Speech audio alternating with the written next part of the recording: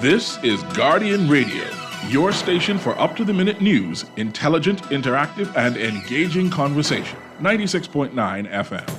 The views and opinions of the hosts and guests are their own and do not necessarily reflect the position of the management and staff of Guardian Network. The aftermath of every social revolution brings about change. Cultural norms and landmarks shift as our minds and hearts expand beyond the familiar.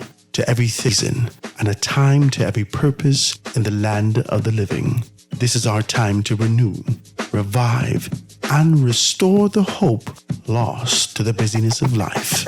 This is our time to dig again and rebuild from the storms of our past on a solid footing that holds. Welcome to The Foundation. The Foundation. Foundation.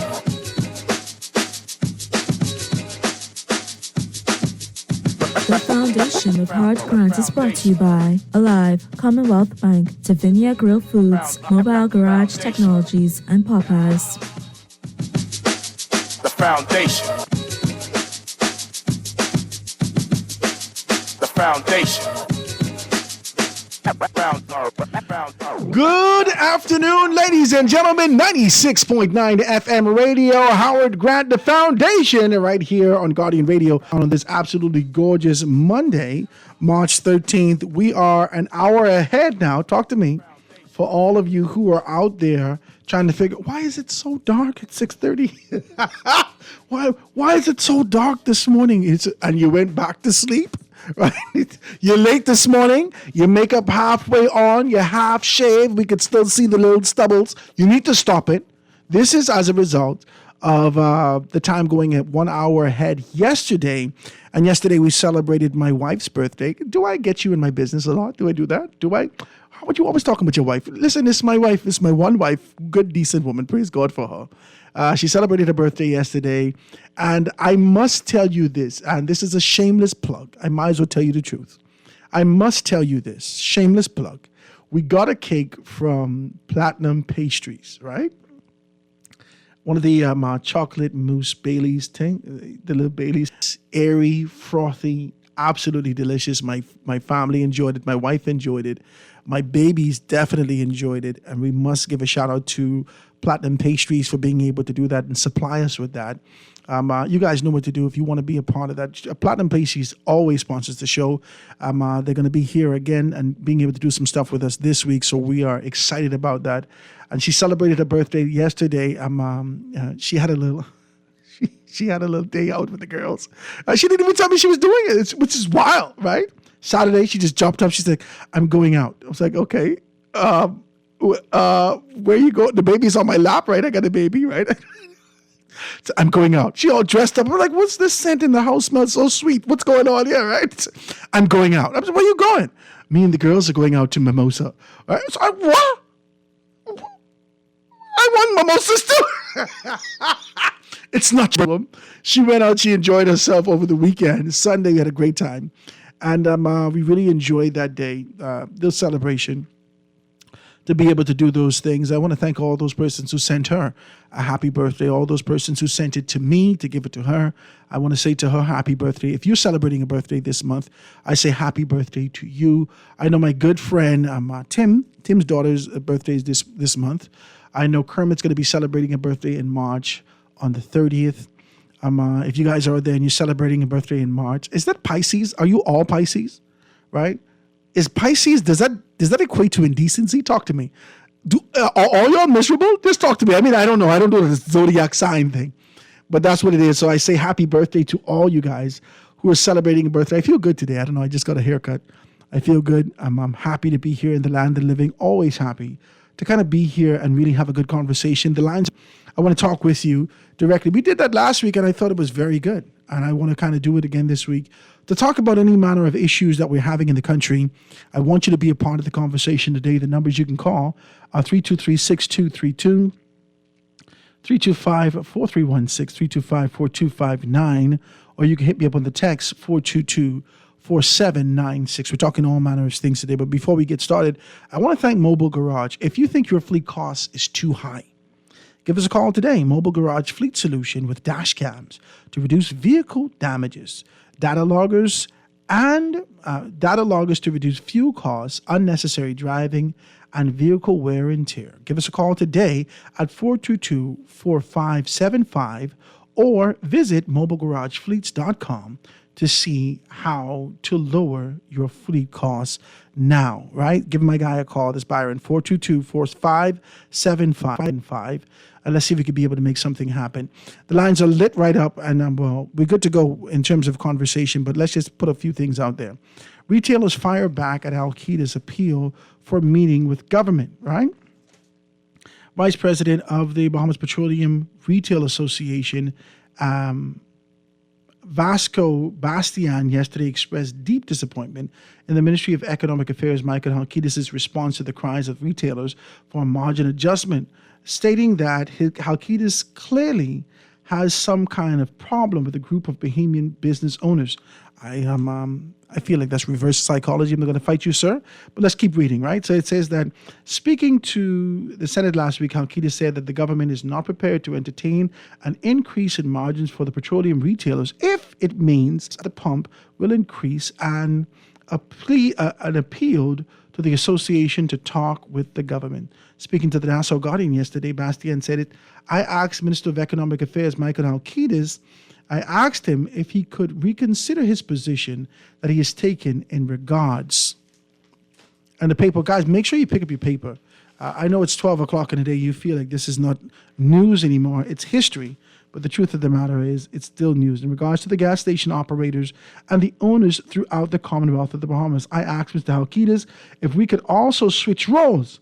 Let me become the Minister of Economic Affairs for 6 months, and he come and owns and operates a gas station in the Commonwealth of the Bahamas. I am very, very disappointed in the Minister for Economic Affairs, Michael Halkitis, who is my friend and who I like you, Mr. Bastian. I might as well tell you the truth, right? I am going to be very honest with you. I like how you use your reverse psychology with strategy. You're very good.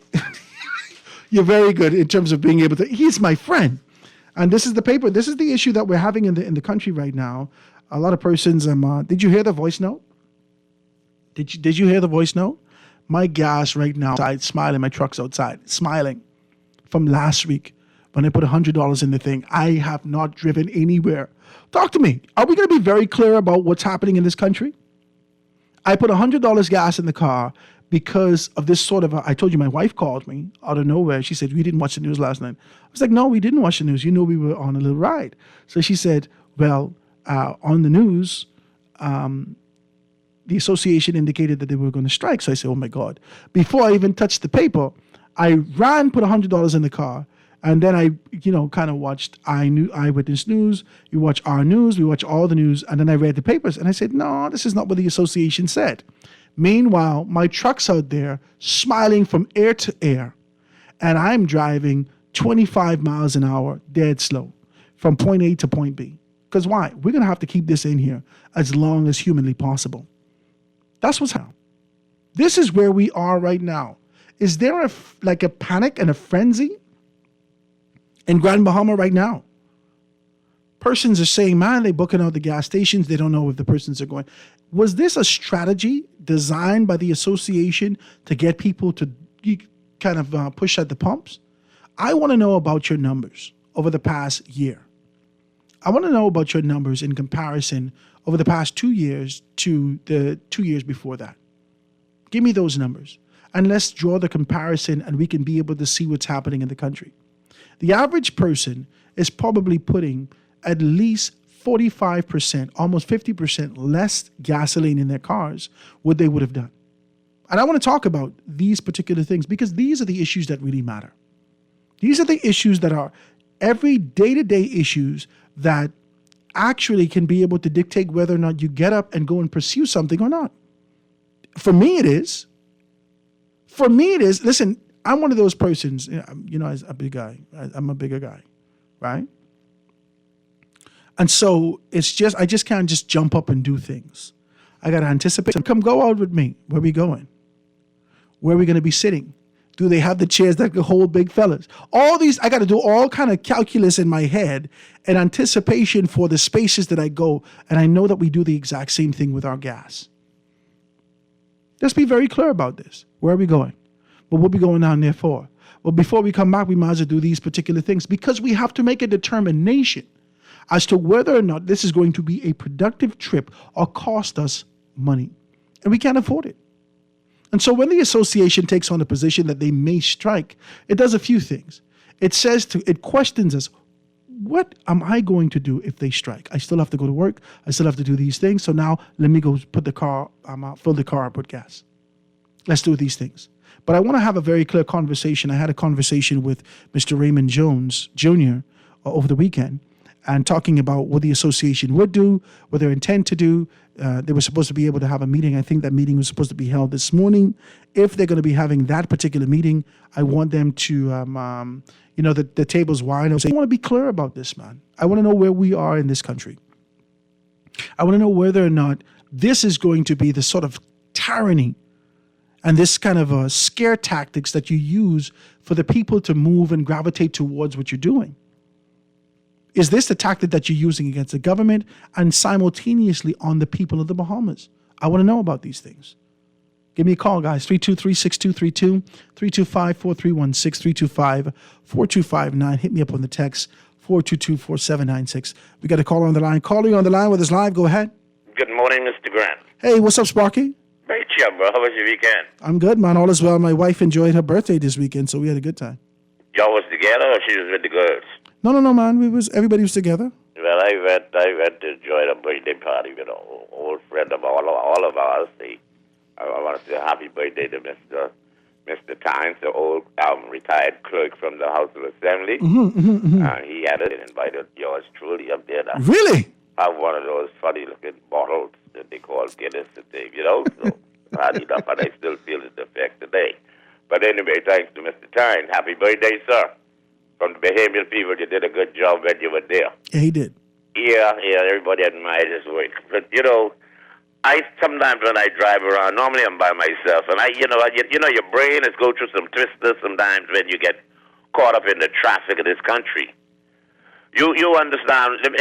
I wonder if it's a conspiracy just to make us spend money daily by the minute on gas.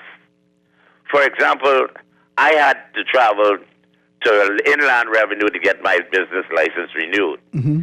It was supposed to be renewed as soon after December the 31st, right? Everybody. Mm-hmm. You go down there, now we're into March, and they say they ain't ready yet. But you have to show your business license to transact business when you go different places like banks or to get paid or something like this. Now, you don't have your business license because it expired December 31st. Mm-hmm. Now, I got to travel from Tanique Garden Highway, east along Highway, over Blue Hill Road, down Blue Hill Road to Carmichael's turn off. Then I got to go from Blue Hill Road and Carmichael all the way down to that plaza where the Inland Revenue is. Mm-hmm. You understand that long route? Mm-hmm. The traffic line starts on Tanique Garden Highway. That is full of with traffic. Blue Hill Road going over the hill has traffic. Blue Hill Road going down the hill has traffic. Carmichael Road from the entrance in the Carmichael Road down the Inland Revenue has traffic all the way. To get down there, you have to be burning gas because when the traffic ain't moving, your engine's still on, right? Yeah, but Sparky, you can do all this online. Then you got to come back the same route. Sparky, you could do all this online. Sparky, you could do everything online. No, you can't do it online because every time you try to do it online, your computer tells you that they down, their system down. Really? What? But then I tell you, I had to go down there 5 times. 5 times to get mine square. Calling all the people that I know, yours truly know. They trying to say this. Think about it. It got to be a conspiracy for us to burn gas because look at the traffic that is there all the time. And whenever you stop in traffic, your car engine is on. You are burning gas. Mm-hmm. Mm-hmm. And then when you turn, if you missing break down on the side of the road. You can't turn off nowhere because the sidewalks are always right there. You can't turn off the back of your car. Mm-hmm. Think about it when you drive around town. You are burning gas in traffic all the time, and they still bringing cars into this country. And everybody, from the daddy to the mommy, the grandmother, and everybody, 5 cars in one yard. Wow. Well, Sparky, I don't know. I mean, I don't know if it's a conspiracy. Over the hill, about 3-4 cars in one yard. Burning gas all day, every day, and the gas station lines full of people. It got to be a conspiracy between the gas dealers for us to just be buying gas. And so, everything going up around here except your salary. And when you ask for an increase, now you got a problem there. Because your corned beef just gone up. Hello? Wow. Your rice going up, your corned beef going up, your toothpaste, your soap, everything going up. And guess what? Your tomato going up, but we don't even grow tomatoes in the Bahamas no more. We got to import everything. And if you try to start a farm around here, you can't start a farm because you ain't got no land. And if you got land, you can hardly afford to start your farm because you can't afford the equipment. It's got to be a conspiracy to keep us on the plantation. But Sparky, you were in a good position. You were in a good position. You know a lot of people go down there and talk to your good, decent prime minister who you call your boy. Man, look here. Talk to me. Let me tell you something. I can't get no amen. I don't believe he can do some of the things he wants to do. Sparky. No, This man is the prime minister. The prime minister, they say the wishes of the people is the wishes of God. Well, God has put all the politicians in House 7. He put Mr. Minister. Look what he did to us. Sparky, let me get some more of these telephone calls. I appreciate you, my brother. You don't believe God put Mr. Minister in House Assembly there? Well, that's what he say. That's what the people say. They say the wishes of the people is the wish of God. They put God, and let me tell you something. Those hard right GOP Republicans will tell you that God sent President Trump. But what? Look, I believe that too. But look here, before I go, hold on, 1 minute before I go. I believe personally Mr. Brave Davis is trying his best to do he could. One of the biggest problems I have, and I can say it like that, one of the biggest problems I have is not with Mr. Davis. He's trying his best as Prime Minister of this country. But some of them cronies around us, those new people were just going in there. They ain't used to having no chauffeur-driven car, no bodyguard with gun in their chest, and no car where they don't have to buy gas, and no plane ticket in their back pocket every day. They ain't used to having all this party time. I tell a lot of them, whichever party you belong to, 5 years is run up quick on you if you want to go back twice. Thank you, my brother. I appreciate you, Sparky. The Prime Minister is my friend, and I am a PLP, and I'm not afraid to say that. Have a good day. Call him and tell him fix some things, my brother. I appreciate your telephone call. Ladies and gentlemen, please give us a call. 323-6232, 325-4316, 325-4259. Hit me up on the text, 422-4796. What's on your mind? There's enough things happening in this country that you can be able to contribute to it. And we can be able to have some of this social discourse to find out where we are and where we're going. I want to talk about that. Friday, we had a significant conversation about what's happening over RCI. Right? Over at Paradise Island, over on the Paradise Island, the property over there that we were supposed to be able to identify. Initially, it was supposed to be identified for Toby Smith. And, I think many of us, if not all, were really rallying behind Toby because a victory for Toby meant a victory for who we are. Let's take a next telephone call. Caller, you on the line with us live. Go ahead. Caller, you on the line with us live. Go ahead. Caller? Give me a call back, please. Let's be a part of the conversation. And a victory for Toby is a victory for all of us, right? I think a lot of us were kind of rallying behind him and hoping he would find himself in a position to make some things happen. The government, Grammy would say, turned catgut. And then they indicated because RCI changed the ramifications of their position, that's why they did what they did.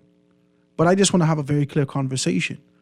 I want to talk about who we are. I did some more research, did some more reading on these particular things, had significant conversations to find out that there is deception afoot.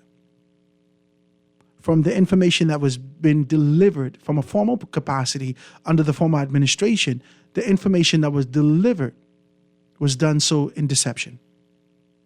There's some things afoot, right? I've been doing a lot of reading, a lot of this and that. I won't be calling any names on this station for the purposes of being able to keep us out of the courts. But the truth of the matter is that I just feel as though there's something going on.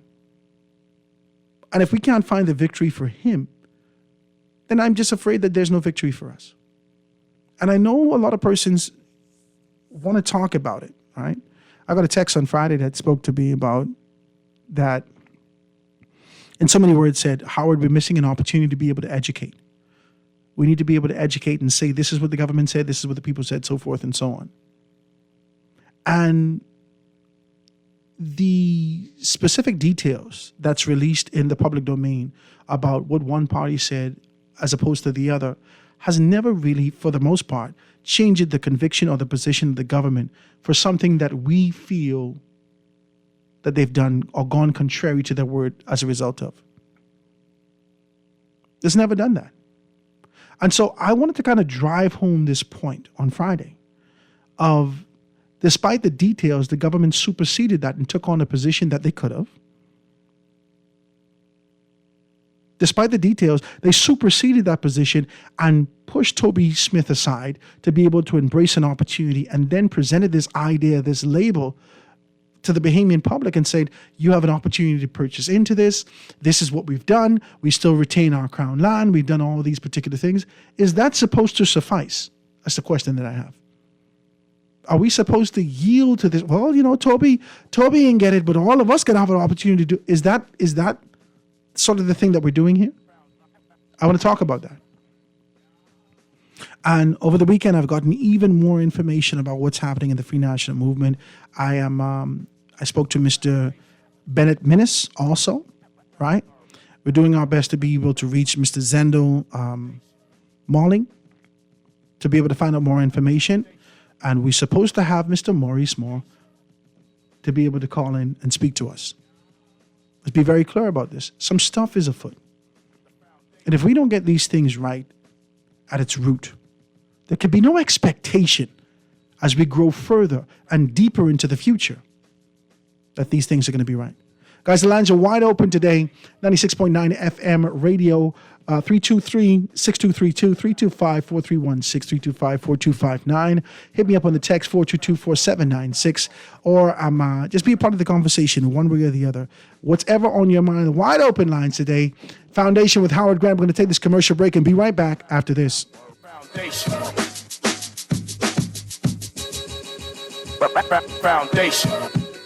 Foundation. We'll be back right after this. The Foundation. The Foundation. The Foundation. The Foundation.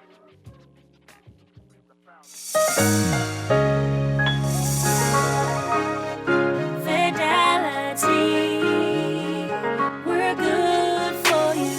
Whether your business is in store, on the go, or both, let Fidelity work with you to maximize your customers' payment options with a fixed or mobile terminal so that you never miss a sale. It's safer than cash and more convenient so that you can take your business anywhere. For details, contact a business development officer today at 356-7764 in Nassau or 352-6676 in Freeport, or visit our website at fidelitygroup.com.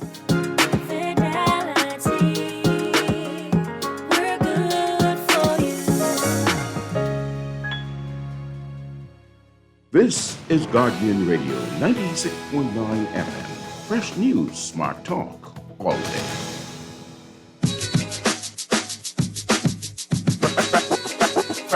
Foundation.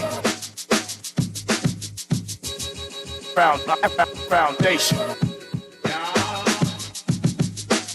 The Foundation. The Foundation.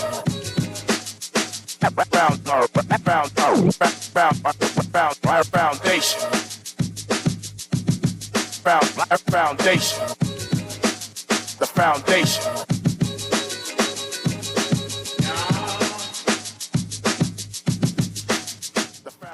And we are back, ladies and gentlemen. This is Howard Grant at your company, 96.9 FM radio, the foundation, being able to chop it down and having a beautiful conversation with you on this great Monday, March 13th.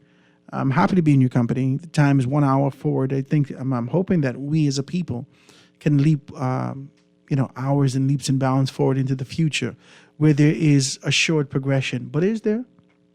Is there? Can we talk like this? Can we have this kind of a conversation? Is there any hope for us? Is there any hope and any expectation that things will get better from this point? If we can see our politicians from an internal aspect within their parties turn on their people in their organizations, is there any expectation that these men and women who we deem as honorable through constitutional positions, through a social construct, who we deem as honorable, who we call honorable, is there any expectations for them to grow the kind of convictions in the seat of power, in position to make the changes necessary to see our country move forward? That's what I just want to know that. I want to know that if you're nestled in this position, that you've thrown your hands up in this country that says, well, what I can do. I think many of us have yielded to this notion that it is what it is.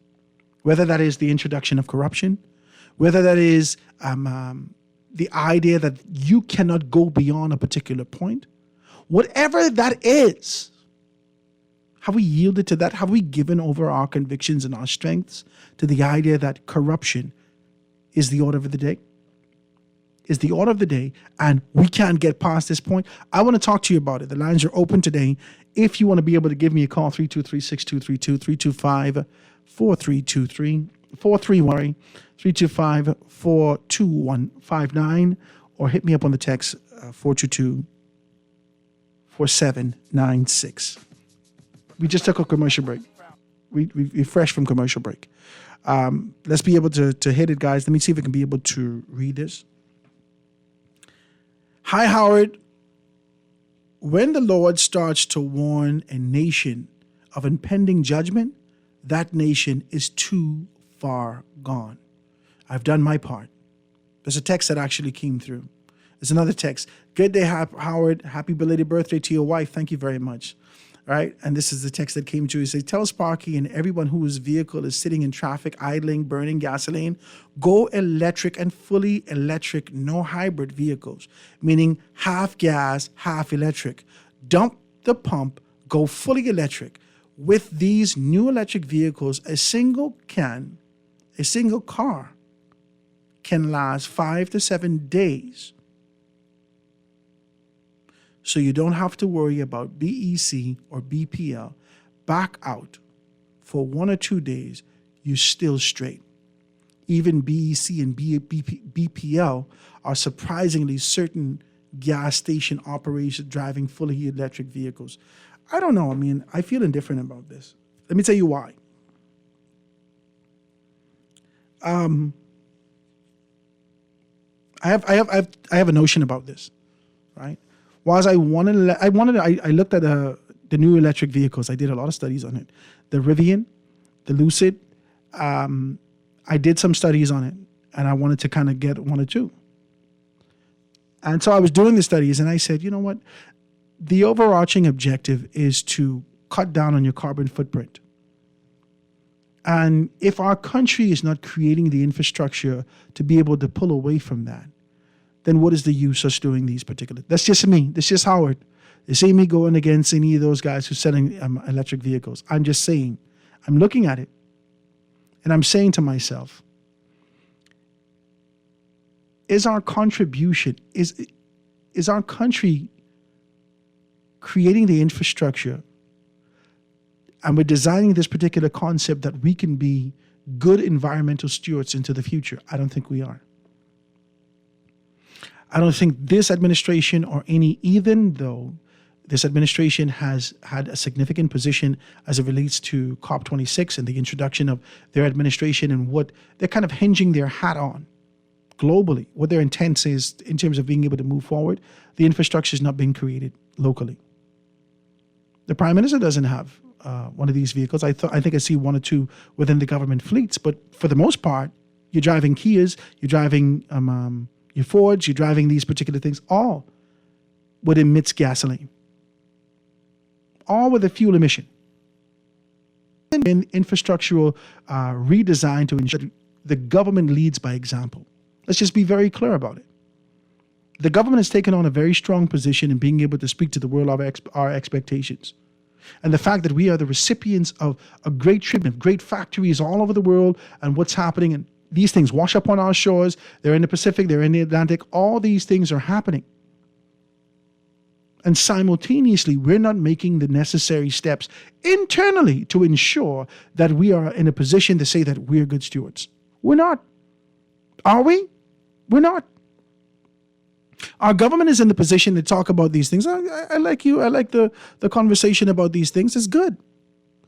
But to plug into your house and bunker C fuel that's raging into the atmosphere. Bunker C fuel that's raging into the atmosphere as we plug this thing in, then the conversation has to go back to the core. What are we really doing here? What are we really doing? And that's all it is. Is structure designed to ensure that we are good stewards into the future? I doubt that. I doubt that. And I don't believe that we are. I believe that we want to show ourselves to be good to the world in terms of our conversation. And that's theoretical.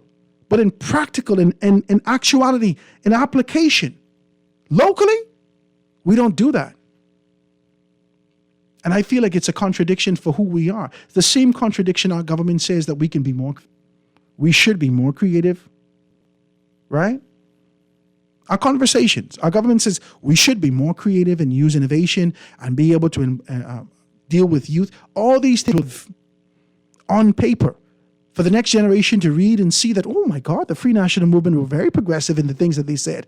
But in day-to-day life, we see none of that. The first persons get killed in political organizations is those with youthful aspirations and ideas. That's the first people that get killed. Proverbially, politically. They look at you and they take you out. Bop. They take you out. Because your aspirations are too rich. And so all of our governments has dealt with the social rhythm of being able to say one thing to another. Now let's have that. Is this blatant deception? Are you blatantly deceiving the people, or are you convinced that you're doing the right thing? And if this is your conviction and the way that you're convinced, then going back to what Sparky said, the will of the people is the will of God. Are you going against God when you go against your people? And if you are, can there be any expectation that you would ever return to this position? I don't think a lot of our politicians recognize that they're damaging the next generation of leaders in this country that's supposed to come out of the families. Talk to me about it. Let's be very clear about this thing. Building oligarchy, political oligarchy within your organizations based upon your last name. So whether you're an Ingram, you're a Minnis, you're a Turnquest, you're a Christie, you're a Roll, whoever you are, your commitment over the years and delving into social issues and otherwise is building on a legacy for the next generation. But you don't know that you're contaminating the thing simultaneously. You're contaminating it because we're still looking for conviction. We're still looking for that man and woman with strength to continue to be able to push forward in their positions. We're not doing that. And so while you're having these conversations, I just feel like it's a bunch of fluff because I haven't seen any significant change in this country over the past 50 years. I haven't. Oh, Howard, you have liberties and this. Yes, we have been educated and liberated to look outside of these walls and the shores of the Bahamas for opportunities. That is where our liberation exists. It's a crying shame that the entire world looks to the Bahamas as a getaway, and the Bahamians, those of us who've tapped into education, insight, look outside for an opportunity. It's a crying shame. I want to talk about that. We got one more commercial to take before we can get out of here. Let's take this quick commercial break and be right back after this. Tired of banks forcing you to use technology to bank the way they want you to? Your convenience is important. So no matter what your banking needs, Commonwealth Bank's friendly staff are always available for that personal one-on-one service. But when you choose technology, our online and mobile banking app offers you state-of-the-art functionality. The choice is yours. Commonwealth Bank. Bank the way you want. At Popeyes, get the chicken sandwich you love, but make it blackened. Marinated in Popeyes blackened seasoning, that is. Our new juicy filet is fried to perfection without the breading, served on a toasted brioche bun. Try it today as a combo or a la carte. Don't forget to choose your level of spice today at any one of our 3 locations. Love that chicken from Popeyes. The Grand Bahama News is available every Tuesday in the Nassau Guardian. Buy your local paper at Freeport convenience stores, Western Bakery, DeGregory's Fine Foods, and Bellevue Gifts. Want Grand Bahama customers? Then call Barefoot Marketing at 827-4578 or message them for ad rates via their Facebook page. Advertising opportunities now include classified ads too. Keep up with all the latest Grand Bahama news in the Nassau Guardian newspaper every Tuesday.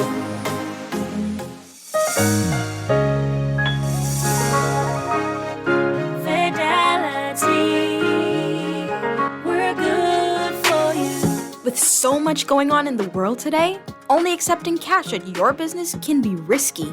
Let Fidelity offer you and your customers safety, convenience, and the flexibility of a fixed or mobile terminal. Take it with you, on the move and on the go, because business should never stop. For more details, speak to one of our business development officers at 356-7764 in Nassau or 352-6676 in Freeport. Visit our website at fidelitygroup.com or visit us at any of our branches. Fidelity, we're good for you. This is Guardian Radio 96.9 FM. Fresh news, smart talk, all day.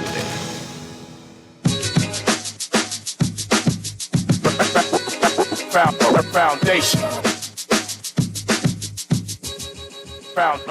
Foundation. And we are back, ladies and gentlemen. 96.9 FM radio, Howard Grant Foundation, here with you, being able to chop it down today and having good conversation. The lines are wide open. The text lines are wide open. 323-6232, 325-4316, 325-4259. Hit me up on the text 422-4796. Let's chop it down and make the thing happen and really be able to have a good conversation with persons. I want to read a few texts for you. And before we get out of here for the 1 o'clock news. It says, Howard, you're wrong. You are wrong. The Prime Minister has an electric vehicle at its station at Cable Beach Station. What the hell good? What good is it there? You understand what I'm saying? What good is it there? Huh? Howard Grant just bought over. I bought a beautiful vehicle. Where is it, Howard?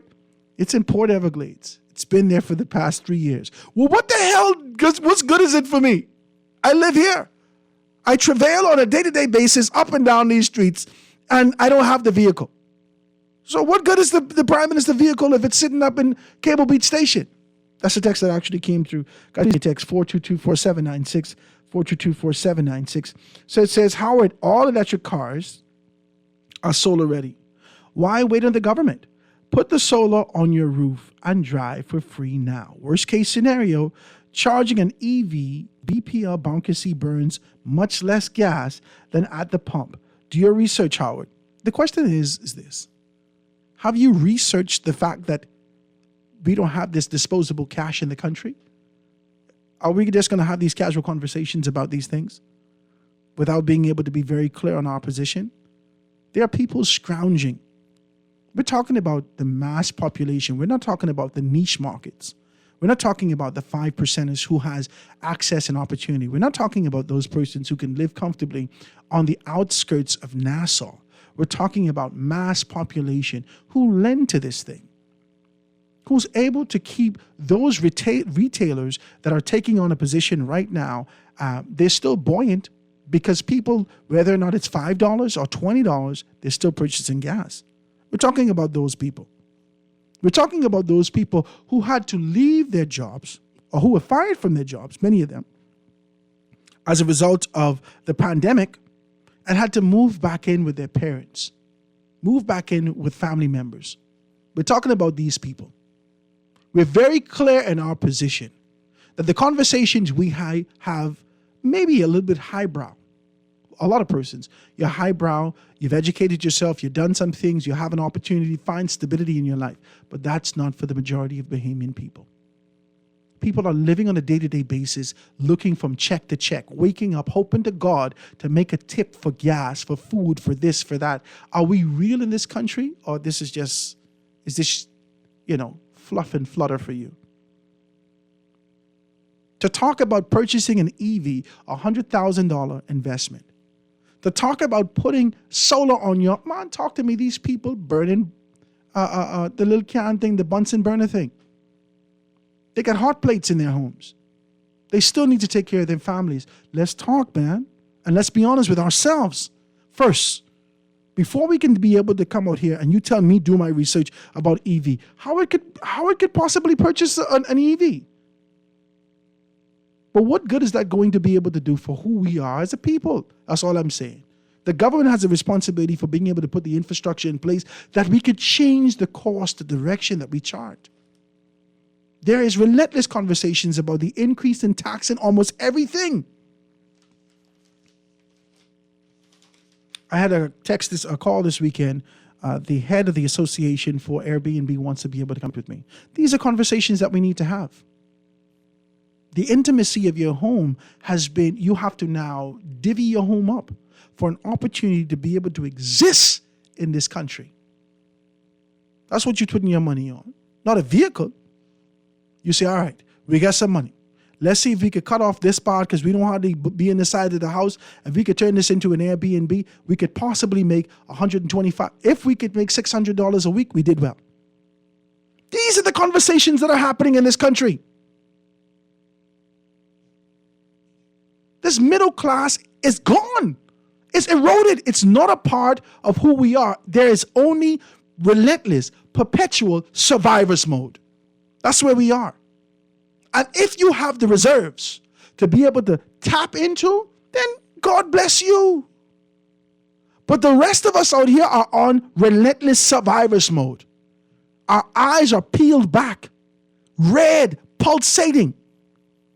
It looks like we are over-caffeinated because we're looking for an opportunity to be able to make something happen for our families going forward. There are conversations, if your wife say, I'm pregnant, my God, you didn't start with extra pray. We got to go fast and pray, baby. God, no, I can't afford another child. Guys, let's have a real conversation. Give me a call, 323-6232, 325-4316, 325-4259, or hit me up on the text, 422-4796. Says, what mass population? You mean the ones I see in Costco on Plantation every week?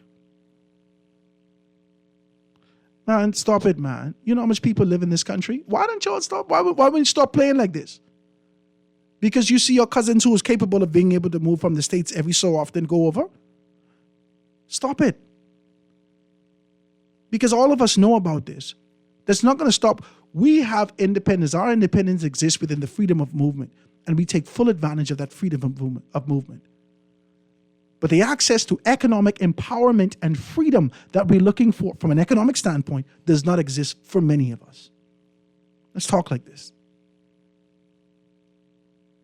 Because your cousin coming over to the States every so often doesn't mean that he or she has money. We have been convinced to fake it till we make it. And many of us go down faking. Many of us, our brothers and sisters, go down faking. And until you get to that position where we have to scrounge to put you in the ground, then you realize, oh my God, Johnny didn't have it like that, eh? But my God, he was living like he had it. He had nothing. Now you got to figure out how you can put the man in the ground.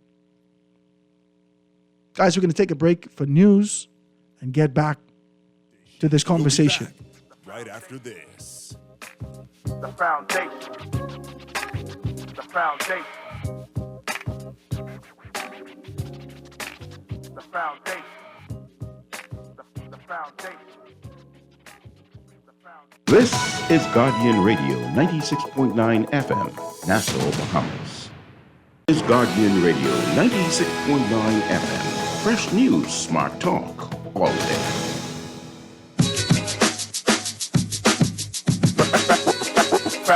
Foundation. Foundation. The foundation. The foundation.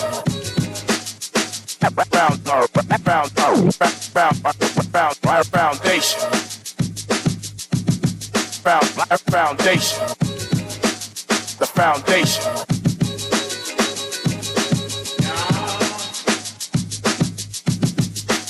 The foundation. The foundation.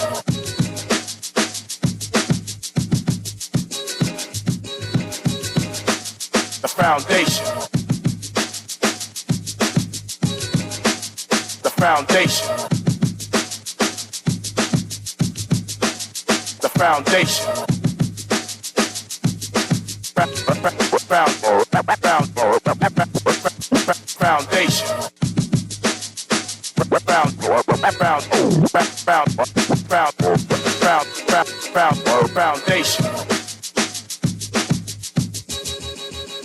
The foundation.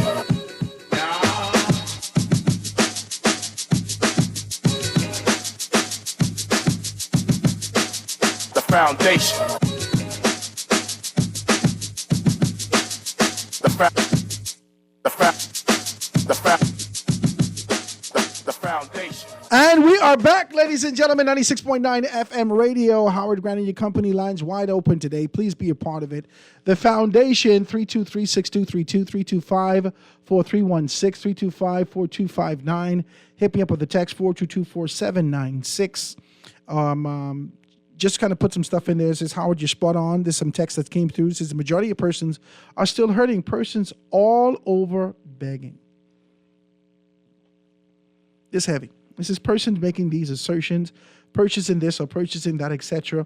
Out of the touch. They are out of touch with reality of our current situation. Lots of qualified persons cannot even get a job, despite looking and reaching out aggressively.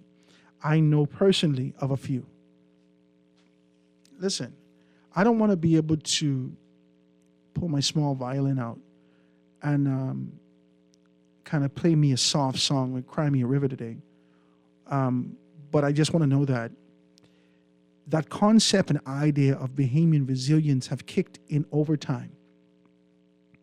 And the brakes is squeaking. It's exhausting. Having the conversation the other day with Dr. Nyambi Hall Campbell Dean Campbell Hall. And when she says, Howard, I don't want to be every woman, that's exhausting. I had to assess that. It is exhausting. But this is a conditioning that we were used to, that we're familiar with. The idea that we have to be relentlessly present and ever working. Committing ourselves to a service that never yields anything for us. There's no reciprocation in this country. You are get that's servitude. That's literally slavery. There's no reciprocation here. Not for the most of us. And in theory, for those who get the perceived reciprocation, they get something back. When you scratch the surface sometimes, you find out that there was something that's untowards right there. That you did something outside of the norm. My wife works for the government of the Bahamas. Decent woman, I love her. Right? And so she would tell me the stories. And she told me this concept and idea that exists within the organization that she's in, and says that you had to be a certain number, and the only way you can, she said, this is the teaching that they gave you when she got into the department. This is almost 20 years ago. She said, no. They told her, no, baby, you're 62. For you to get to 61, I have to die or retire. That's just how the organization is set up, right? And so I always thought that, no, people need to see what you're capable of. You need to show them. And she said, listen, you just don't get it. You don't work in the organization. You don't know. So I left it alone. I never bothered with her with it anymore. But every so often, she would tell me about someone getting superseded or something happening. And there's always this concept and idea that would come back to her. And they said, child, you ain't get this yet. You've been here all this time. This conversation is here. Child, you ain't get this yet. You've been here all this time. Child, what I willing to do, y'all ain't willing to do. This kind of conversation that, people would just say casually, which is wild to me, but nonetheless. Let's be very clear about this. I don't understand. Let's take it from a woman's perspective. I don't understand you yielding yourself, your substance, who you are, and still going to work. That's 2 jobs you have to do. This is bananas. Just to give us the perception that you're moving forward in an organization, while you have to give of your substance, your conviction, your character, your being, and go do the people's job. You confusing me. For the most part, that is how this society is structured. You have to give up your convictions in many instances and do the job for you to be able to get forward in this country. That is bananas to me. And so when I hear these things and I read this about people who are qualified and overqualified, there are people sitting down right now with degrees upon degrees who have been shut down because of their youth and their ambition. Calm down. People that tell me the same thing. They say to me, Howard, you have political aspirations. I say, no, I don't have no political aspirations. I left that alone. I said, you did enough. The system has done enough to me. Nah, man.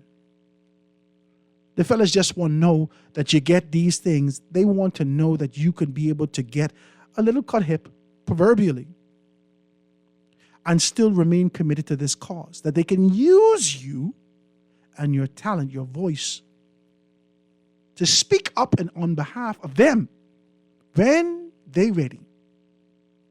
And that is the length and breadth of your existence from a political standpoint. Howard Grant can't do it. Y'all could do it yourself. I don't have time to that. And so when I see this fight within the Free National Movement, I look at it, I look at the players, and I know some of these people personally. Let's just be very clear about that. And I ask myself, well, who's fueling this? Who paying for this? Let's shoot straight. Shoot straight with me. This idea that's been designed. This idea that has been designed to give you the perception of production or the perception of a functioning democracy is all a facade. This is destroying the Free National Movement. This fight in the organization, the Free National Movement, has been in a domestic relationship with relentless abuse internally. You're going from one person that abused you to another person that abused you to another person that continues to abuse you, and you only function in abuse because that's all you've ever known. That's how you function. You function in abuse. It's almost like that girl who's, remember Leslie Miller made a joke one time? If I don't beat her, he said it in jest. He said, if I don't, man, she don't think I love her. That's how the Free National Movement functions. That if you don't have this kind of turmoil that exists within your organization, you believe that this leadership ain't know what they're doing, man. And whilst we see that Maurice Moore has taken on a position, I called Maurice Moore this morning.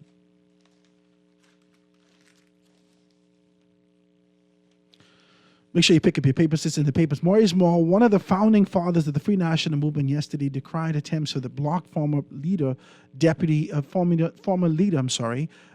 Hubert Minnish from addressing constituency association, saying there is nothing in the party's constitution that authorizes anyone to shut a former and FNM member down in that way. Asked what his thoughts were on the attempts for the FNM leadership to prevent Minnis, a former prime minister, from speaking, Moore said, "It wasn't, to my knowledge, the leader. It was the chairman. And there's nothing in the Constitution that gives the chairman the authority. So it was a bad mistake on his part." I feel like that's a cop-out also. Morris, I love you. I can tell you the truth. And I know that you're always politically correct. But we've always known there be a trifecta in leadership in any organization. There's always been the leader, the deputy leader, the chairman. That trifecta pushes the organization forward. They carry the agenda for the organization. Leader, deputy leader, chairman. So to say that it's not the leader, it's the chairman, then it says that you have a rogue chairman. And if you have a rogue chairman, then there needs to be a position taken against the rogue chairman, if that's what you're saying. I've also spoken with Dr. Sands this weekend.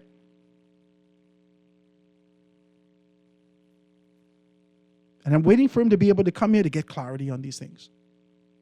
Someone called me and says, "Howard, why don't you talk with Richard Johnson?" Richard Johnson has put enough information out there for us to be able to ingest. I need to talk up to some of the persons who want to be able to keep mum on this thing. Let's talk about this. The FNM only knows how to be able to respond to domestic violence. And they call it democracy. This is domestic violence within your association. And you believe that this is okay. This is the way that it's supposed to function. No one else functions like this. No one.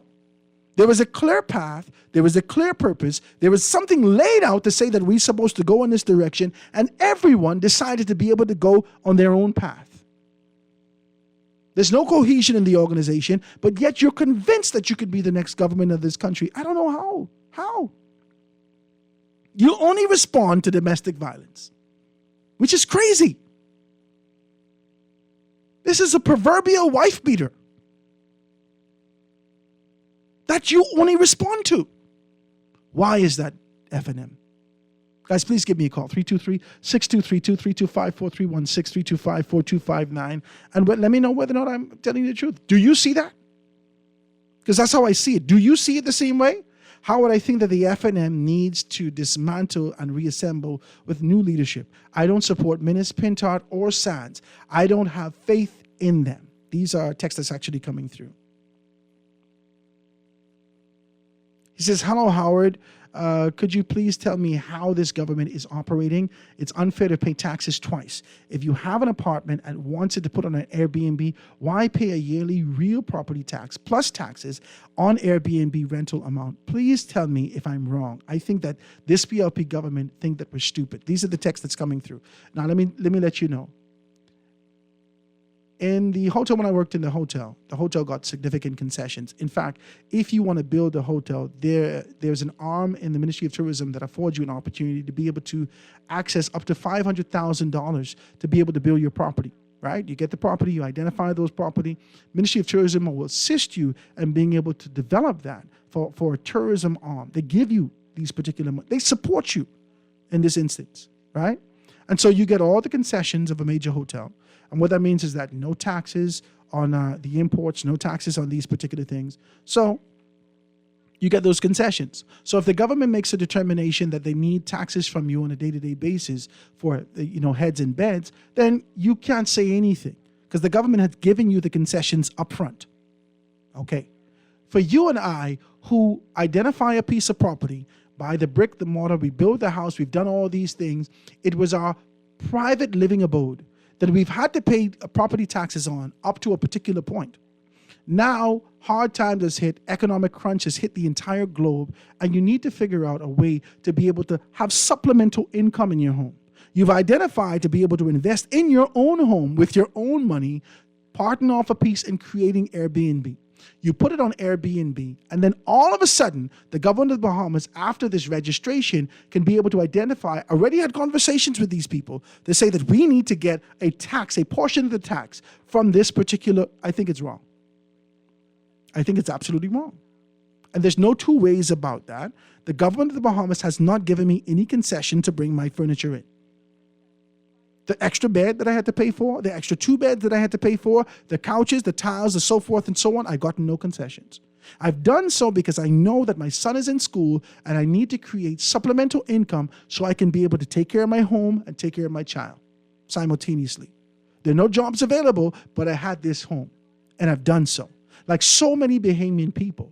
And the government of the Bahamas seeks to come in there and tax me on top of what I've done, rejecting the idea of the foundational concept of the people-to-people program that existed in this country.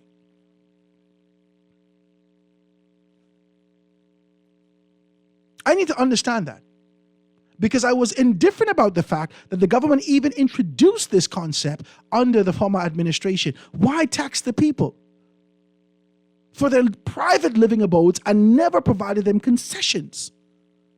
A home that I've been living in, that I have to pay for, that I have to continue to pay for, that I need to be able to survive, and so the bank wouldn't take it. But you're taxing me on top of that. I think it's unfair. Please give me a call and tell me whether or not I'm right or wrong. I see a telephone call on the line. Caller, you on the line with us. Go ahead. Yeah, good afternoon, Howard. How are you? I'm good, man.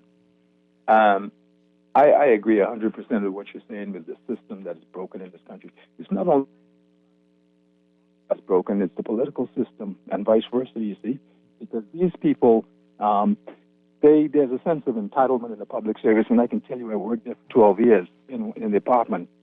There's a sense of entitlement, and there's a sense of, well, even, despite the fact that you may come in with more academic credentials than some of the people that are already there, you are always pushed to the side. Absolutely. I've seen that. I've experienced that. Absolutely. Political system in this country, we have a problem.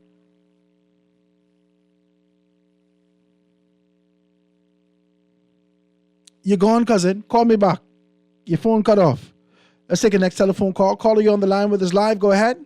Hey, Howard, how you doing? I'm good, man. What's happening? Right here, my brother. Listen, the previous caller, let me just add on something to what I think he was trying to express. The Bahamas should have been operating on what you call a meritocracy, but we all know that that is not a true standard in this country. We have a lot of persons who returned here, even those who didn't go off, but have honed and sharpened their expertise and yet cannot be paid a proper salary to survive in this country. Let's make one thing very, very straight, clear, and succinct here.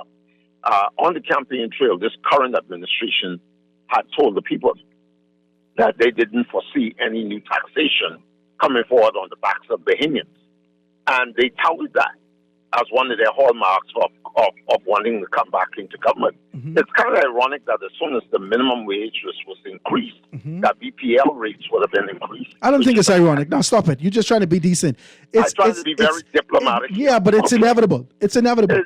But it's the same conversation we had with Michael Alcides when they kicked me off of ZNS and tell me leave Howard because I was entertaining conversations. When I asked Michael Alcides, how in the world you expect to cut tax by 2%, where are you going to make up the shortfall?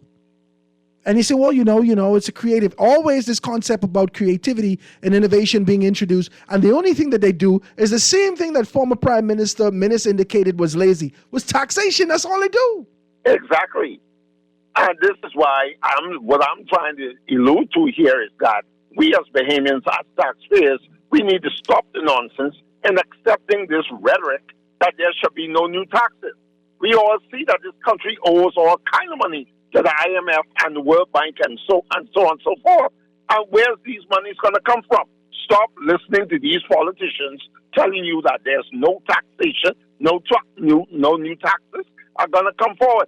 Because the only people we are fooling is ourselves, okay? So that's all I think the previous caller was trying to allude to. We need to get our people back to work. And yet they're raising all these monies from the work permits and all this stuff. But then, you still got our people at a disadvantage because a whole lot of us, when I say us, I'm talking about Bahamians, they are not working. It's not for the lack of not trying to find work. But it's the mere fact here is that cheap labor seems to be the order of the day in this country. Although the taxation and the hard living here is very high, but you can't find money to keep pace with the increase of taxes and the living conditions here. And that's where I'm going to end this hour. Thanks for taking my call. I appreciate your telephone call. Ladies and gentlemen, if you want to be a part of the conversation, please give me a call, 323-6232, 325-4359, 325-4316, or hit me up on the text 422-4796. Let's read a couple of these texts. It says, Howard, stop it. Stop it, okay? It's a text. This is Howard, stop it. Get your Rivian truck. You deserve it. Okay. All right. It says, you're worrying about the fancy philosophy of cutting carbon footprint and worrying about the government leading by example. The government won't do it. Both the FNM and the PLP are anti-renewable energy and anti-electric vehicles. Renewable energy and electric vehicles create a loss into their old-fashioned ways of earning revenue from fossil fuels via the power companies and via us burning fossil fuels in our vehicles daily, because our burning fossil fuels significantly fills their treasury coffers. The more fuel we burn, the more money they earn. Howard, since you want to cut carbon footprints, think about you having a fully solar powered house. That changes your electric vehicle. By the way, I know what is to sleep on the floor, never travel for vacation, and have no food to eat. I am not out of touch. I'm fighting you. I'm not fighting you. These are conversations that we're having. So here's the next text that comes to you. Says, while you're at it, can you also tell me why we pay VAT on duty, please? These are some texts that's coming through.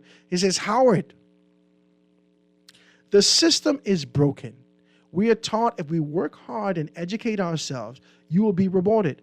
But in real life, the ones who are less qualified and the ones who get elevated are the ones who get elevated because of what they are willing to do.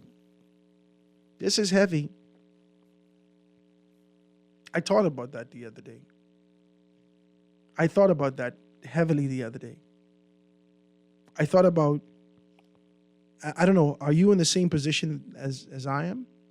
Are you looking at your qualifications, your capability, your experience, your exposure, so forth and so on, and then lifting your head and looking at your financial position? Are you doing that? Have you done that? Have you ever done that? And you ask yourself this very subtle question, what am I doing wrong?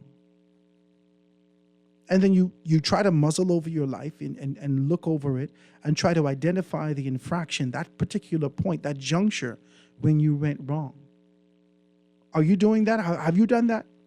Or are you just on this kind of a treadmill? Are you in the rat race and you're thick in it and just doing your thing and not looking, you just get it locked in? Because I do that. I ask myself, why the hell am I here if this is what I offer? Why am I here? Why am I in this kind of position if this is what I offer? Then I look back at my parents. I look back at my grandparents and see what they were able to build. And I know that I've been further and made it further than so many of them, if not all. I know that I've gone off, I've learned a different language, I've experienced living in the States, I've gone over there, I've met people, I've gotten into politics, I do all that, what the hell, why the hell am I here? And you look at it and you realize that this system is rigged. The system isn't designed for you to be able to push forward with your aspirations. They used to call us, he's a striving young man. And as soon as they see you striving now, they seek to shut you down. And the they doesn't have to be any one individual or political organization. It's the they that exists that knows that if your talents are recognized and come to the forefront, then their jig is up. The gig for them is up and they will have to produce. So they do everything they can to keep some productive people out of their space because it'll show up their inconsistencies or inabilities. That's what it is. So you're shut out not because of what you can do, or maybe you're shut out because of what you can do. Why is it that we have to dumb down ourselves to become a part of something that we perceive to be bigger? That's a part of the power, the 48 laws of power. Why? In this small society that we have to play stupid. Oh, I don't know, until we're given an opportunity and slowly, incrementally incorporate these things in there. Why are these men and women afraid of what you carry? That's bananas. An individual went to school to better herself, got a degree 5+ years ago. Now, fast forward in 2023, they are telling her that they can't recognize her degree because when she got it, she did 4 classes plus work. So they are implying that she was overworked. So if she wants to be recognized, she has to do the classes over. This is ridiculous. They are cherry picking who this rule is applied to. I know about this, man. I know about this. It's one of the most discouraging things to live in this space. Let's read another one. It says that the FNM is experiencing growing pains. That's, come on. Stop it. It said big corn's getting mashed, but this too will pass. I have more faith in Pintard than the entire tax and fly PLP. This is a text that's coming through. It says, Howard, so glad to hear that you are not support all these new taxes. I fully supported the PLP initially. The thought of adding VAT and RPT into Airbnbs is robbery for Bahamians. I agree with you. Howard, RBC is building a massive building. Let me take a telephone call, then I read this. Howard. Go ahead, caller. Good day. How you doing, brother? I'm good. You have a lot on the table. Let me see if I can quickly get through a couple of them. I'll probably start from the last one. One, the government, if you look at the amount of taxes that you pay with VAT and whatever, if you want, like all your food bill, and you do 10% of that, you're paying a significant amount of taxes every on month. VAT that you don't get back. Never. And we're feeding primarily, and you are being a party man, we're feeding primarily the monsters that these parties create. Remember, the PLP set aside $65 million, I think, for consultancy. Mm-hmm.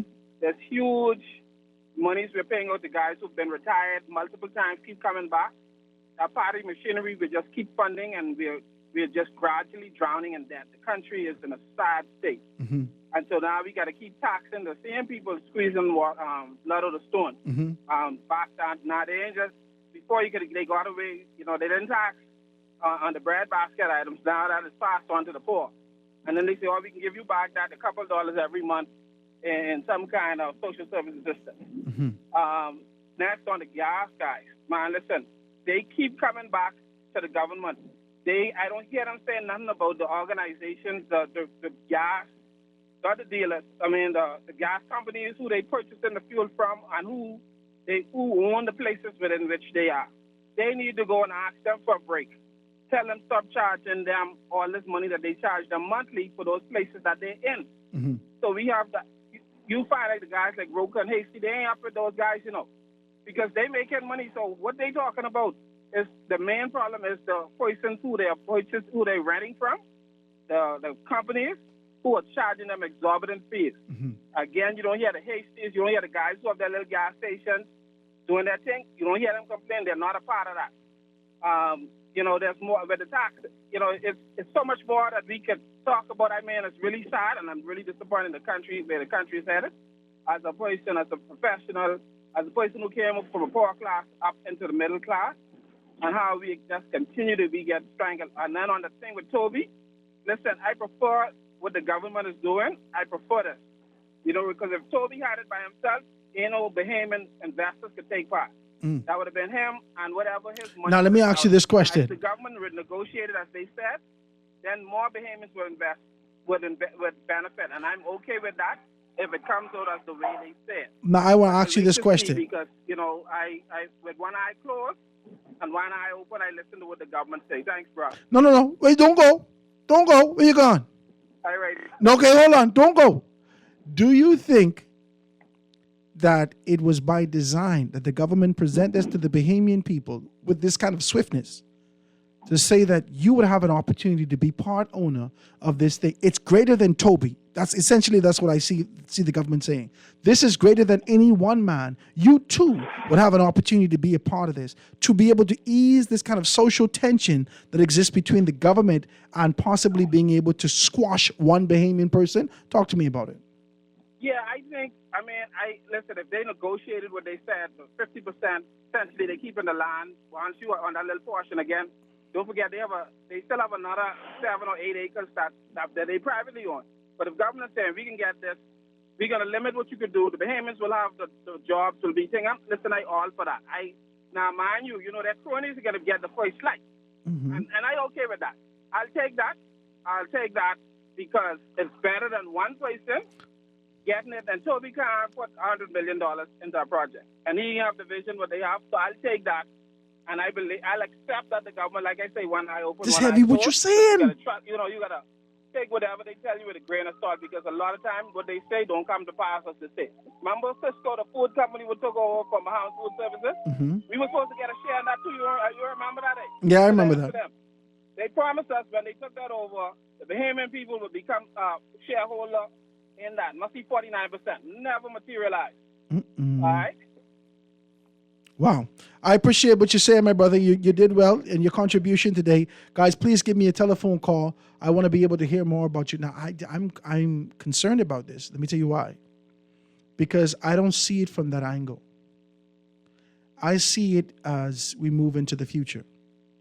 I see it with Frankie Wilson in the foreground of my mind, speaking about the fact that 10 black boys had an opportunity when the government of the Bahamas changed under the UBP in the shifting times.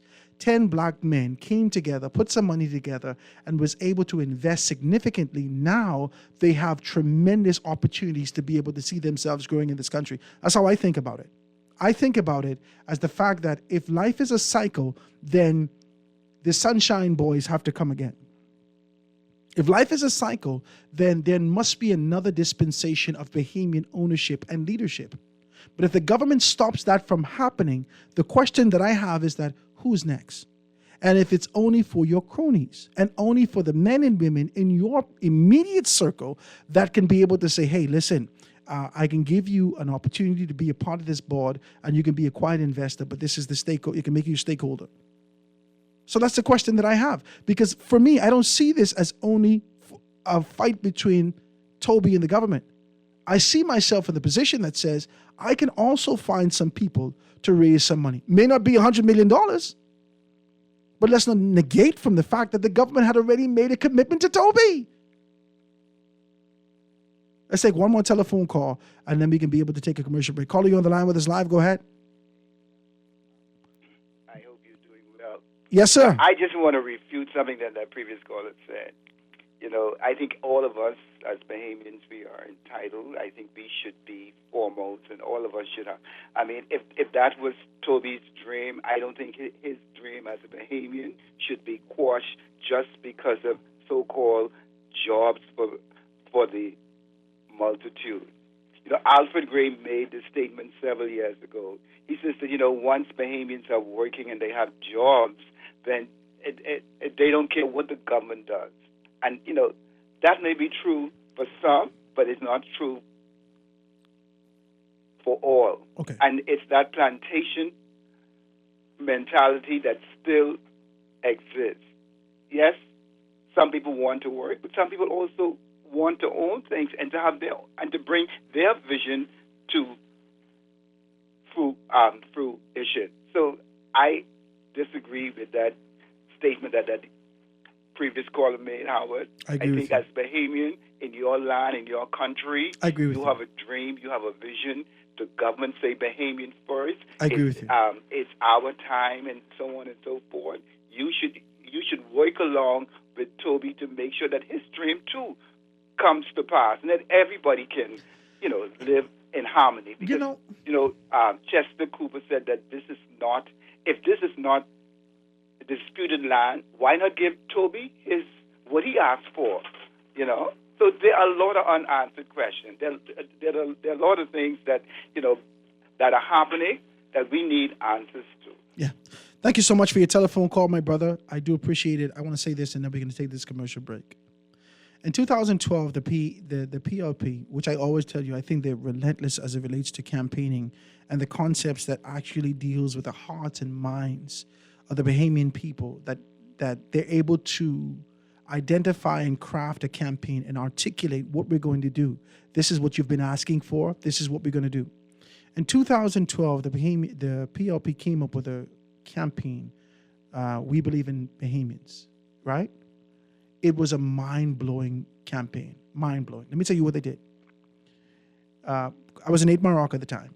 And when you walk out of your door, right? You walk out of your door, you saw your cousin right down the road on this beautiful billboard, in the clearest degree in terms of pixelation. I mean, big, beautiful thing. Your cousin, gold teeth, everything in there, smiling. You said, Jesus, I know this boy, he right from Sea Grape, right? You saw somebody else who you know. And they put that We Believe in Bahamians, and not just any Bahamians, not just generic Bahamians. These are Bahamians from your immediate community. Blew my mind. They went into the community, identified these people, took pictures of them, and placed them in your community for you to understand that this is the commitment that we make, not only generally to the public, but more specifically to your local community. This is what we're going to do. The We Believe in Bahamians campaign was a campaign that they were supposed to take into government.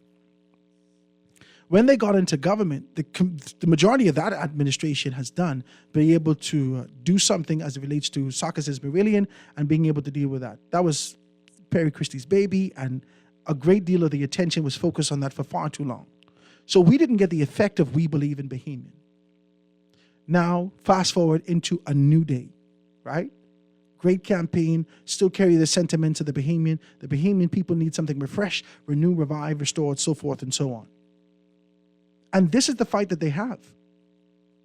The PLP, in the spirit of who they are, over the past 70 years, was supposed to fight for Toby Smith. Now, they shifted on us and indicated that this is an opportunity to empower more Bahamians. I like the avenue. I think it's a great shift, but it's not, in my view, is disingenuous. In my view, is disingenuous to the Bahamian people from the initial position that you've had when you were vying for a campaign position, when you were vying to find yourself in leadership. And you're supposed to champion the cause of one individual Bahamian man to say and fortify your position to say that we do believe in Bahamians. And you too can be able to own something beyond the ramifications or the small commitment of where you were born. This is our land. That was supposed to be the fight for the PLP. For me, I didn't see that happen. And that is the sort of approach that I take in the conversation that I have, because I too want to be a part of this greater Bahamian dream. I too. I promise you, man. I don't want to be working for people. I want to own my own radio station. I want to own my own television station. I want to be able to do these things. And if I'm seeing the government continue to be able to reject the men and women who commit themselves to these things, then what hope is there for me? Let's take a quick commercial break and be right back. Guys, 96.9, the lines are wide open. Please, we're going to take a quick commercial break and be right back after this. Foundation.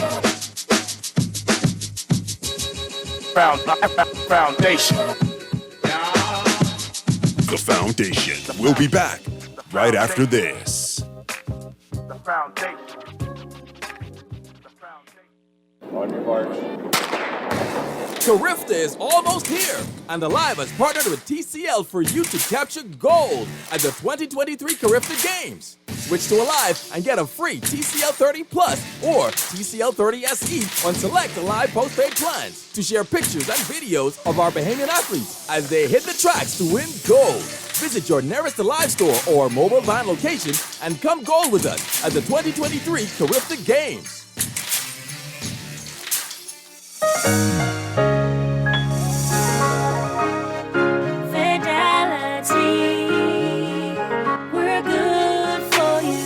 Whether your business is in-store, on the go, or both, let Fidelity work with you to maximize your customers' payment options with a fixed or mobile terminal so that you never miss a sale. It's safer than cash and more convenient so that you can take your business anywhere. For details, contact a business development officer today at 356-7764 in Nassau or 352-6676 in Freeport, or visit our website at fidelitygroup.com.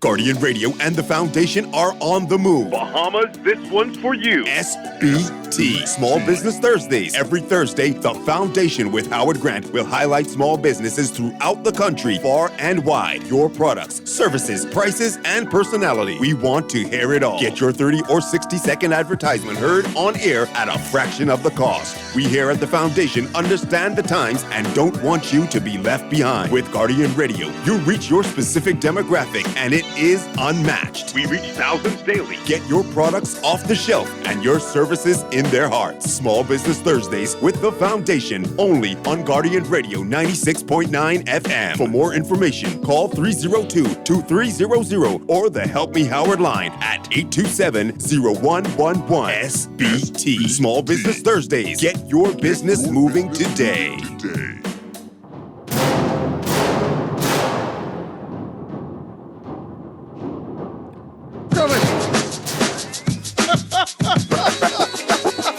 Foundation. And we are back, 96.9 FM radio, Guardian Radio, Howard Grant and your company. I thought one was coming in. Right, guys, we're in a good conversation, good position. Plus, give us a call, 96.9 FM. The numbers to call, 323-6232, 325-4316, 325-4259. Hit us up with the text, 422-4796. Let's see it. We see a call on the line. Let me see if we have him still. Caller on the line with us live. Go ahead. Hey, good afternoon. How are you doing? Hey, what's up, Anton? All is well. Okay, great. Interesting conversation you're having there, at least the parts of it that I got. I can't say that I agree 100% with all you've said, but what I could say is what caused me to call in is a good part of what you said I 100% agree with and fully support. And, just to further elaborate on this conversation, look, man, we need to move from the Bahamianization policy to the Bahamianization legislation. Right? Okay, talk to me. And that conversation isn't one that just started in the last administration. No. I've been carrying that bucket of water for about 2 decades now. Yes. From way back with Steve McKinney's talk show, right? Yes. Unlike some politicians who came on the scene, who are no longer on the scene, who acted as though they brought that conversation to the table. But nonetheless, look, man, the Bahamas should be first and foremost. All opportunities in this country should be first and foremost for Bahamians, right? Mm-hmm. And when I say Bahamians, I don't mean just the 1% or the top 5% in the country who are most wealthy, okay? You started to speak about the Sunshine Boys, and let me tell you, that's a great story, right? And a lot of history goes with that story. But the thing about it, Howard, is you had a government with a prime minister and, in particular, a deputy prime minister into Arthur Hanna and Insulin in Finland, and the cast of cabinet ministers, but also, Howard, great men and great women whose shoulders they all stood on to rise to where they rose, who were not afraid to stand up and speak truth to power, who were not going to allow for others who were timid of their voices or whatever God has put in between their two ears to cause them not to speak, because they may cast them in a dark spotlight, or because they may victimize you, or because they may try and isolate you, or because they may try and pull you down. Howard, we need strong men and women in this country who are not afraid to stand up and speak truth to power, Howard. That is what forced me to call in on your show today. You went on a rampage for a moment, Howard, and I just love what you were talking, because it's about elevating the Bahamian mind, the Bahamian people. It's about moving us into economic majority rule, economic empowerment, economic freedom in our own country. And the only way that happens is if you break the status quo, is if you ensure that the opportunities flow, and if you ensure that all Bahamians whether black, white, yellow, green, whatever the case may be, has opportunities to rise up in their own country. Howard, let me make this last point. And for all of those who are listening under the sound of my voice right now, there's absolutely, I appreciate what the caller before last was saying. Not the part about the Toby Smith thing, right? Although I appreciate what the government has expressed in that it is seeking to do exactly what we were talking about when I called your show last. If you recall, Howard, I remember when we were talking about the National Infrastructure Investment Fund, right? And what needs to happen in order to ensure that these opportunities just don't go to one group of people, but it is spread amongst all Bahamians. Look, man, we need to spread the wealth, but at the same time, Howard, look, if you're not on Jesus' team, if you're not on God's team, you ain't getting into heaven, my brother. If you don't do God's work while you are in the earth, you ain't getting into heaven, my brother. That's just the reality of it, right? You understand what I'm saying to you, Howard? I try to get it now, Anton. Let me, because that sounds like a proverb. Right here. Let me ahead. pull it together right here. Go pull it together. Concept, Howard. The simple concept is: look, if you help people who carried the water, did the heavy lifting, did the work, took the blows, right? Put everything on the line, made the sacrifices to see to it that their side wins. It's absolutely nothing wrong with those people, Howard, if they are Bahamians, if they qualify for the opportunities, getting opportunities under their government. But at the same time, the government still has the responsibility to ensure that opportunities flow to the entire country. And I believe that we have a prime minister. I always end with this, Howard, because we have to speak in the present. We can't speak in the past and expect for the present to not be influenced if we don't speak to the president at the same time. I believe we have a prime minister in Philip Grave Davis who has a heart of gold for the people.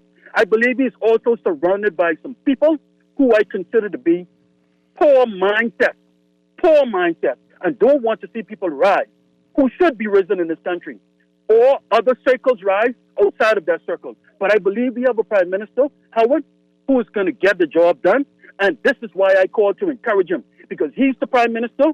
This is his moment, right here and now, and that is going to determine, his performance is going to determine his legacy. For the masses if the PRP is returned to government again. Thank you, my for brother. the opportunity, my brother. Thank you. I appreciate it, Anton. I always appreciate your telephone calls. Let me read a couple of these texts before we get out of here. And Anton, for me, you start off on a good wicket, me and you eye to eye, about empowering Bahamians and finding an opportunity for them. And then you say we're going on a rampage. Okay, I accept it. But it was good. You tell me it was good with the rampage. All right. It was all about, beyond your political convictions and belief, that actually being able to put Toby Smith on the altar that sacrifices him in preparation for something greater for the Bahamian people after you've already made commitment to Toby Smith. That's all I'm saying to you. You've made commitment to Toby Smith. The entire country knows that you've made this commitment to Toby Smith. Toby Smith yielded on his position and being able to come to the media simply because he was waiting for an alignment, a proper aligning with this organization, this PLP organization administration, to do as they said that they would do during the time of your election campaign and pursuit. And you step back from that. That's all they're saying. And stepping back from that, I only look at this and say, what about for Howard? What about when Howard because this ain't nothing. This is nothing for me. You listening to people call in and say, man, Howard, I got $20,000. Let's go. I say, okay, I got $20,000. We can do this. But the discouragement is, Howard, which one of us really can get in with the government? We got to be able to talk to somebody, because the government doesn't see us as a unified body with a determination as Bahamians first. They only see affiliation. And affiliation goes through the lens of politics. And I may not necessarily share your political view, but I should not be neglected, rejected an opportunity as a Bahamian. Let me read some of these texts. I see my lines lit right up. Howard, the franchise fees are obscene, and they retailers need to expose them. This information that's coming through. This is Howard. When the price of gas goes down, why don't they say that to the public and tell them we're giving you all a break? But yet they are crying and expect sympathy. Got to be joking. There's some information that's coming through. Amen. Howard, persons have to delete qualifications off of their resume to try to get a job. When you have too much qualifications, they say that persons are scared of you. This place is crazy. There's a text that's coming through. It says, boy, I don't get it. Everybody want good road, good school, good hospital, good everything, but they don't want to pay taxes. These things cost money. Many people don't travel. They was taxing from the expectations. I don't understand what you're saying here. Many people don't travel. They was taxing from exception, the Bahamian start to late taxes late. I don't understand. I don't understand the last piece. I was with you up until the top. It says, what's good, Howard? Do you think the Bahamian people is fed up to the point where they are willing to get rid of the PLP and the FNM parties and make way for Lincoln Bain and the COI? I'm sorry. Or because we love the PLP and the FNM so much and we're willing to finish to destroy the country. Right? I love how you always kind of twist it for the COI and Lincoln Bain. Right? I'm not going to fight you. Go ahead. Just the PLP cut the taxes and cut social services assistance. They increase travel budget and the consultancy budget. It is a policy to keep people dependent. That culture of dependency is where they draw their base. Why do you think that the Bahamas, with all this sun, hasn't seriously invested in solar energy? Those 10 black boys. Wow. Let's take a telephone call. Carl, you got 30 seconds to be able to get out of here. Go ahead. How are you? Hi, how you doing? I'm fine, thank you. You know, I am happy that you is now, it's a pity of the father gets to address this political facet when it comes to the human. And I'm glad to know, I somehow feel like it's only me one, like you have to be affiliated with some political party in order to, you know, move forward or obtain anything in this country. Mm-hmm. And I think that is very wrong. You know, I feel like you don't have to have no affiliation with no party, even for the sake of, let's say another party would have grant you with something. When the other one come in, they more or less... Stop reviewing cancel. But yeah, they don't cancel. They don't review it. They just take it. Because why? They now got to give that. You shouldn't have to be associated or affiliated with no political. And that's what's destroying this country. And that's why children who would have gone off to school, they can't find no sensible, decent job. They stay over there. They do their best.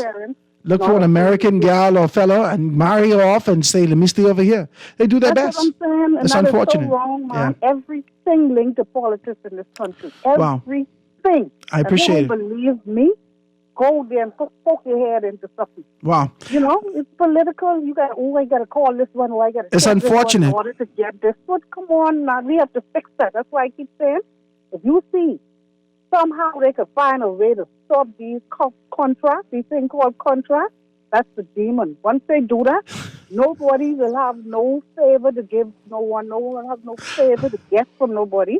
And watch this country run smoothly and a third party to come right in. Wow. Until they stop that, it's going to be impossible for any other party to come and take over. I got to let you go. Thank you so much for your telephone call. The contract is the demon. My God. Let's see if we can take a next telephone call. Caller, you got 30 seconds, the real 30 seconds. Let's see if we can do that. Go ahead, caller. Hey, Howard. Hey, what's up? Just tell Anton, he mouth greasy. Ask him how much other Bahamian greasy mouth he got translated into. Anton said he was at this for 20 years. So his mouth get greasy, then it get dry, then it get greasy, get dry. He must have was eating turkey or geese. Ain't nobody in the Anton them. And everybody done see brave for who he really is.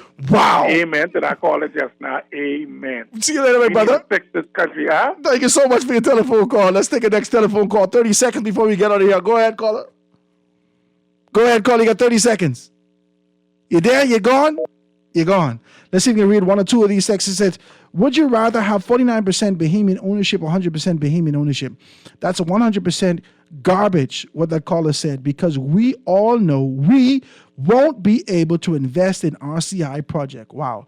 It says the next step for the Sunshine Boys or Girls, say the next set of Sunshine Boys or Girls can't even happen because consecutive governments only looking out for them and their families. Watch the political families generation after generation to both sides, never ending cycle, right? Let's see if we can read another one. It says, Howard, RBC is building a massive building on the corner of Collin Avenue and Madeira Street. How was that approved if there is not 75% parking in the public and 25% parking for staff? Okay, it says, do you realize that the caller said? He said you and me could come up with an idea. We do the research, we flesh it out, the idea, and put it into a visible business plan. We take the plan to the Prime Minister, Deputy Prime Minister, and those two men can sing, wait, it's too much for you. Of course, this has happened in the country before. That's the supreme authority that we give these men and women to be able to identify these things and reject it for the Bahamian people. This is what we're seeing. This is what we see on a day-to-day basis. Last text says, hello, Howard, the people would not mind taxes if they were being put to good use that we can see. They tell us nothing about what our taxes are being spent on. Oh, we can see that. Say, show me the money. We can see exactly what's what. Guys, this is 96.9 FM radio. I thank you for your conversation today, your contribution today. There's a lot's been going on in this country. I appreciate it, man. I really do appreciate this kind of a breakdown. And we got to talk like this. I just want to be transparent with you. I have great aspirations and a desire to own something in this land. Before I go out of here, I want to be able to say, I've done this, I've done that. I've held these particular things down. And we know that legislation and policy affords us those opportunities. It ain't going to stop my desire and burn, but we have to agitate to ensure that those policies empower the Bahamian people. I thank you so much for your telephone calls. I thank you so much for your contribution. This is 96.9 FM radio. Howard Grant, your company with the foundation. Stick and stay for Z Live with Shivago Lang right after this. Have a beautiful day, guys. The foundation.